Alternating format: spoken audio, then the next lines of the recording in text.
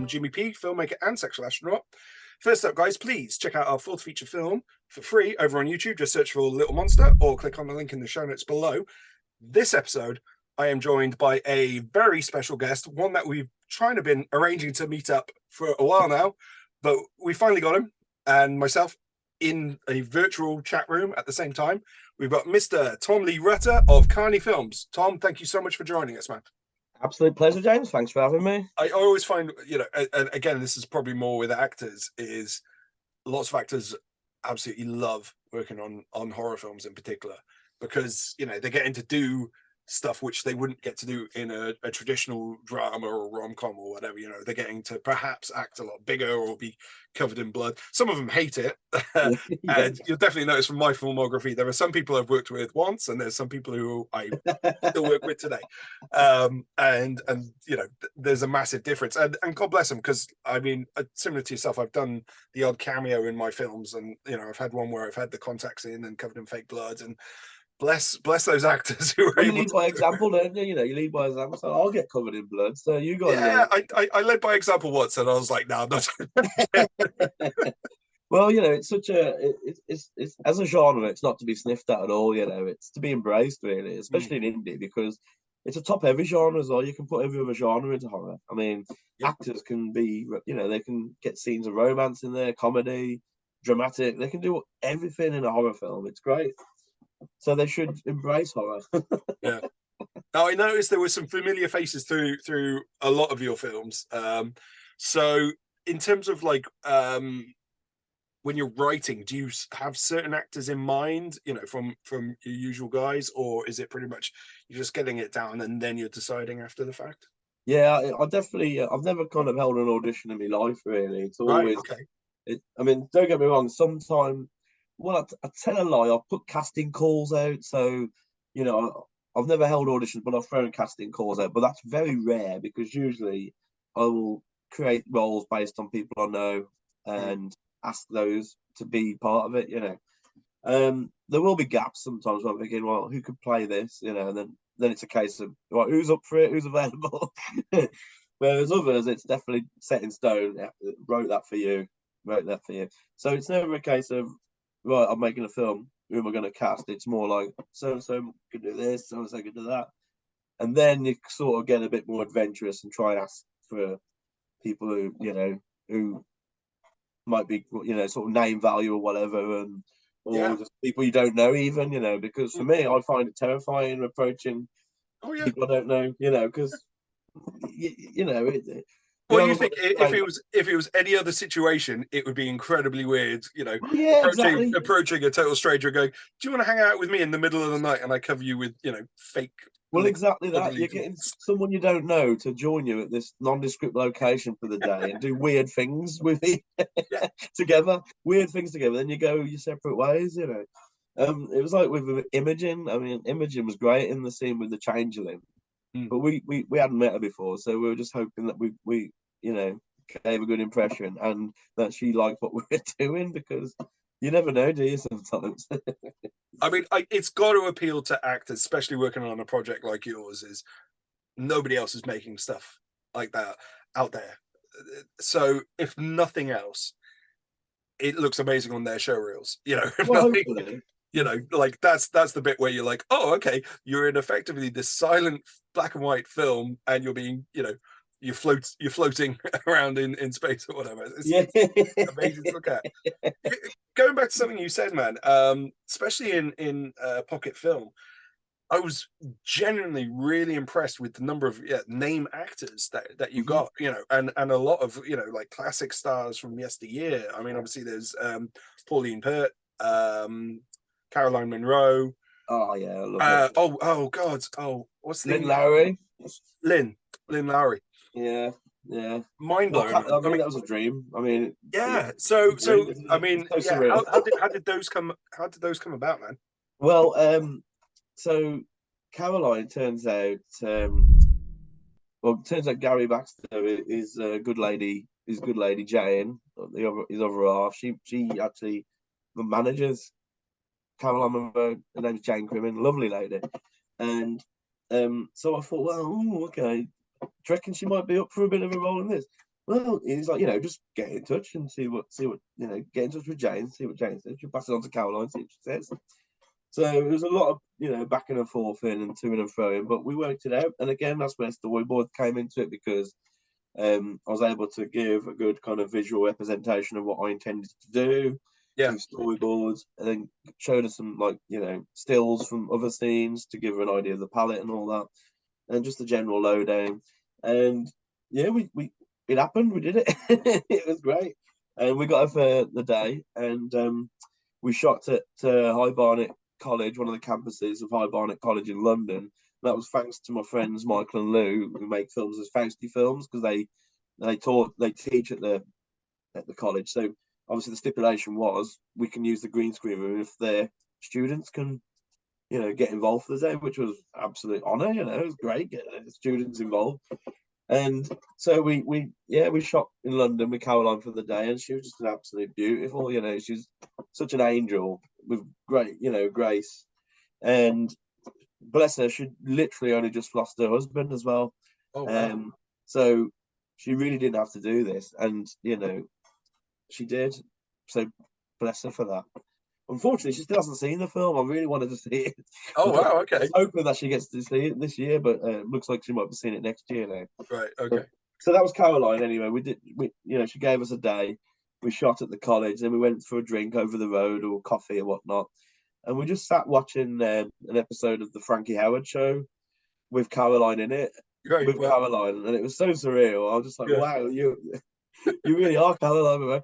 And I'd be kind of I'd lay out loads of pastries and stuff for her, just so she to make her aware that it's just going to be like a leisurely day. I'm not going to kind of push her or anything. And she had such a good time. It was just a very chilled shoot, because we were only getting Caroline's cutaways. Yeah. So we was able to just break every 5 minutes, and then I'd be like, so what was it like working with Jess Franco and stuff? That's fantastic. I'm glad it sounds like she enjoyed herself as well. Proper fanboying, Yeah. But I mean, you sometimes wonder whether some of these stars who worked in like Hammer and all of these things, whether they're quite prepared for 21st century low budget indie run stuff. and gun. Yeah, it's true, that is, because they knew what proper sets were, and there's a completely different time, wasn't it, for the industry. But then you get like Pauline Pearl, who was like, yes, I said I would be in your film, so I would be in your film. I'm like, yeah, okay, let's get it sorted then. So I got a location, but it was in Stoke-on-Trent, and obviously Pauline's down in. And I said, Pauline, it's in Stoke, so if you don't mind, being whisked up here for the day and then back down again, would that be all right for you? I said I'd do it, so I'll do it.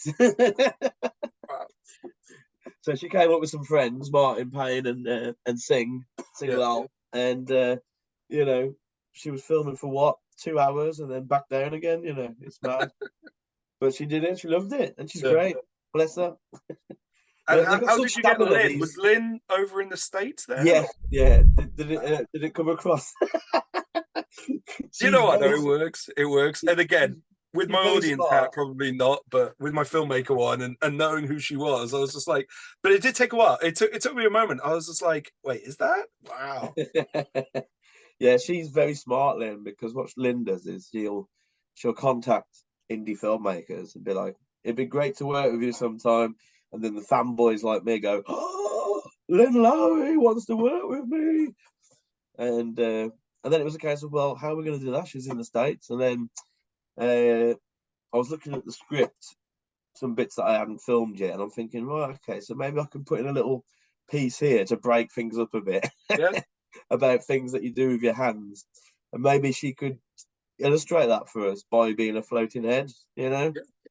So it was a case of, right, Lynn, so are you able to wear like sort of, black up to your neck and then give yourself a black backdrop, give yourself some kind of, silent era makeup. And then I think it was a case of giving her the dialogue, which was obviously very informational. She did not get it, I don't think, one bit. Right, okay. I think I sort of recall her saying in an email that, it's very, very hard, but I'll do it. And it was a case of, right, after you say that, look left, and then after you say that, look right. Yeah. And then she brought the accent herself, that was all her. but it was a case of I was just kind of just giving all the technical directions really, so I could just manipulate it later. Yeah. And she sent it through, and obviously because it was on a sort of phone, I was dreading it. I was thinking, what have I got here? Is it like, sort of, have I got some Zoom footage to play with here, or is it shot on MOD? What's that Nokia one with the gamer snake on it? Yeah. So, but no, it was great, and Yeah, I so would not have relieved. guessed. I would not have guessed it was shot on a phone. So that is, No, well, yeah, I mean, and then I think that half of that year, I was just spent in the editing room editing Little Larry, and you can't believe it, can you? I mean, with Caroline as well. Obviously, I shot her cutaways. That was what February 2020. So obviously, a couple of months later, we were in COVID, yeah, and then I shot the cutaways of Caroline's scene the same day I shot Pauline Pert's scene. So right. so in that same location, again, you've only got the location for a day. So right, get Pauline's scene done with the seance, then go upstairs with the witches. Right. Yeah. And Wow. then we had the big pentagram on the floor. So then the witches were like, being very paid. In fact, they were just happy looking around this because it was called the Haunted Museum and Spirit Shop in Stoke. It's basically an old building filled with loads of haunted artifacts and stuff like that. Oh, in Stoke, is it? Yeah, Stoke, Yeah, Stoke yeah, on Trent, yeah. I've been there long time Oh, ago. there I you go. didn't You've been, realise. yeah. Well, that's where we shot the seance and the other half of the Witches' Sabbath Wow. base. So obviously Caroline was just then being intercut with them. So obviously Caroline was on my timeline for a couple of years, and I was like, oh, I so want to finish this scene, but So I've got how to did you wait. go? How did you go about kind of stitching those two bits together? Then did you have the shots ready to go on set, and you were like, okay, we need you here and here on the frame, or was it much Yeah, looser than there was some of that. Yeah, it was kind of studying which way Caroline was looking sometimes, and then it was like, right, if I can. But then a lot of it was so sort of fragmented that because it's sort of creating a vibe, it doesn't Yeah, need to be linear sort of thing. yeah. But as long as they're kind of looking one way, and then Caroline seems to be looking at them or sort of in their direction, then I think we've just about kind of managed. But so timeline wise, though, the film had to be spread over about 10 different timelines because the layers on those timelines were so thick. Yeah, I bet. I was going to ask if there's any chance you can get us a screen grab of, yeah, your layers, like, because again, I'll get you a watching screen as a grab of the filmmaker, witches. I'm like, okay, that background is one, at least one actor, maybe two actors are on, film separately, and then you've got the overlays and then the grays and Oh everything yeah, else. yeah. I mean, so the Witches' Sabbath will be the great example for that because that's where I use the most. I think at one point we're up to 20 layers. Wow. Yeah, or just over 20 because each, like when you start putting in the smoke and stuff like that, sometimes that's what 4 or 5 deep, and yeah, yeah. I'll get you a screen grab of the Witches' Yeah, if you Sabbath could, 'cause man. it's Again, on and on and on. yeah. But When I've done stuff with like the found footage stuff, that's part of the appeal for me for found footage and all of this stuff is being able mhm, to like basically fuck up the image as much as possible and degrade it, which again you can't do in a traditional narrative film. Like when yeah, we did our fourth film, Little Monster, there mhm. was no, that's a traditional shot film, so there was no bits where I could go, oh, I'd really like to like pixelate and then kind of do a spectrum blur so the reds and the blues are out here and all that. And so watching something like Pocket Film and just seeing how it's built up, like just hats off to you, man. Hats off to Oh, you. cheers, man. Thank you. Well, again, it's because And I I just can love only that. imagine how long some of that must have taken to render. Yeah, very much. Yeah. Well, it got to the point where it would start just not handling it. So it'd say, nah, that's not happening. So what I'd start doing was flattening things. Yeah, So you'd have to get to a point where you start flattening it to kind of take up less layers and just put it back on itself. So it's yeah, sort of like food will eat itself sort of stuff. yeah, yeah. And I love your other little cameo as the filmmaker. Just yes, on the something blue. That was a bit where I was just like, yeah, absolutely. Well, And yeah, and anything goes, isn't it? Anything what I goes. love is like from memory, I thought Bella and Pocket Film were very similar Mm. until rewatching them again recently, and the care you've taken to kind of age pocket film very differently, especially with that kind of silver nitrate kind of look to it. Yeah, Absolutely, yeah. absolutely love Well, that. I mean, looking at Bella now, obviously, much like I imagine you do at some of your old films, you think, oh, I would have done that differently now, you know.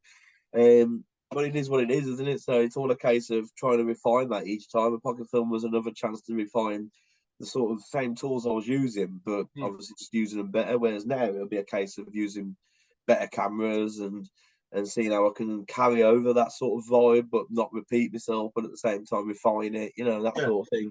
yeah, Because I just love playing with those sort of textures. You know, they might not be genuine, but it's about what you do with it, I guess, isn't it? And oh, absolutely. it's all about chasing an intuition, you know, Yeah, and a vibe, isn't it? Yeah. absolutely, absolutely. And I think that's much more important than authentic and only shooting on Super 8 or anything like that. Yeah, But exactly. As much as I love it. what I like and what feels different between Pocket and Bella, and I know you're saying this is more of a because of how you've evolved as a filmmaker, what you've Yeah. learned. But the two things do feel very different to each other. Again, I can imagine Bella being almost part of those kind of short films that they sometimes slip in between, like the features on Talking Pictures or something like that, like one of those Oh, Ace, yeah. documentary kind of things. It feels very much like that, whereas when you're looking at pocket film, that feels much more of its own piece, and again that kind of goes back to it's hard to describe. Like I was comparing it to like Haxan earlier, but Oh, yeah. I completely rip off what if Haxan was like recut by the British Roger Corman? Oh, And, yeah, I love all that. I mean, re-released in the 70s or something. Haxan is a massive influence. I mean, I'm not going to deny it because you can't pull the wool over the eyes of a cine buff, can you? You know, so it's like, no, I'm completely ripping off Haxan, and I will continue to rip it off as much as I can. But as I say, you absolutely bring your own flavor to it, which is and all of these other inspirations and influences turn it into something completely different. Yeah, well, the thing is, with Bella, it was with Bella, it was a built-in story. It was a really good story. It's like it's a local piece of folklore, but when I finished that, I was very conscious not to repeat myself. I didn't want to find just another good folk story and tell that. So I figured, well, let's not rely on story for once. Let's try and do something a bit more, use the same sort of techniques and sort of vibes and stuff, but let's be a bit more funny with it, I guess. So obviously, Pocket Film's got a big emphasis on comedy and whatnot. Well, I'm guessing the next one I might try and do something a bit more serious again.